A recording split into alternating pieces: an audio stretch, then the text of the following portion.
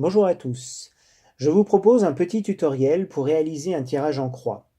C'est un tirage très classique et accessible à tous. Pour commencer, on peut envisager le tirage du tarot sous l'angle d'une pièce de théâtre, du théâtre de la vie. En visualisant tout d'abord la scène où se joue le drame, elle sera notre matrice. Le décor étant planté, monte alors sur scène l'acteur principal, le consultant avec ses interrogations. Vient ensuite le figurant pour lui donner la réplique. C'est le sparring partner qui apporte une opposition. Alors s'enclenche une dialectique. De cette rencontre naît un scénario. S'écrit alors le déroulement de l'histoire et son dénouement. On déterminera enfin une synthèse. C'est l'ambiance du tirage, bonne ou mauvaise, l'idée essentielle ou l'impression générale qu'on retiendra.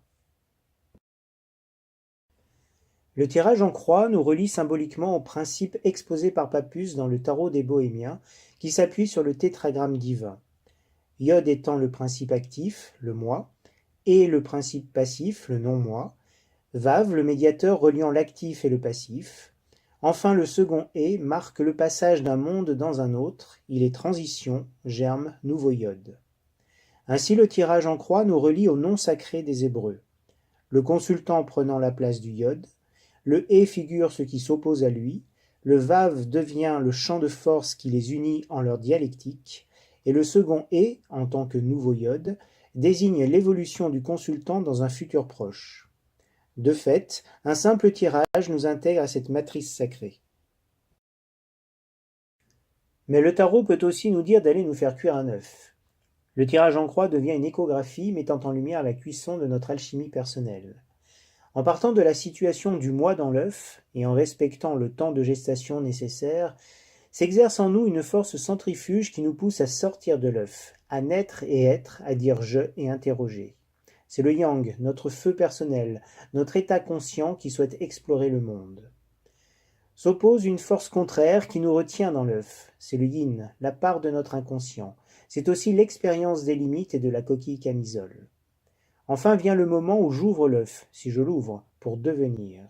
C'est la première fois qu'on voit le ciel, première respiration du nouveau-né, élément air, sensation de légèreté et de liberté qui contraste avec la contraignante incubation dans la matrice terre du début. En attendant notre éclosion, le tarot nous offre la possibilité d'élargir notre vision et d'élever notre compréhension intérieure. Au cœur du tirage se déduit la carte de synthèse. Elle s'obtient en faisant la somme des 4 premiers arcanes. Elle exprime l'ambiance du tirage, bonne ou mauvaise, l'idée essentielle ou l'impression générale. Elle symbolise à la fois la rencontre verticale du haut et du bas, du ciel et de la terre, mais aussi la dialectique yin-yang de notre dualité personnelle. C'est donc la carte de l'équilibre. Au cœur du 4, elle en est la quintessence, indiquant le sens profond du tirage. Elle semble pointer vers le soi, son message essentiel, solution incitant à la verticalisation nécessaire de l'être. Se faisant alors écoute de la parole de l'ange qui délivre son conseil, comme une petite voix intérieure. On s'aperçoit que cette carte de synthèse nous mène à la tétractise de Pythagore, puisque l'addition des 4 arcanes en leur principe est égale à 1 plus 2 plus 3 plus 4 est égal à 10.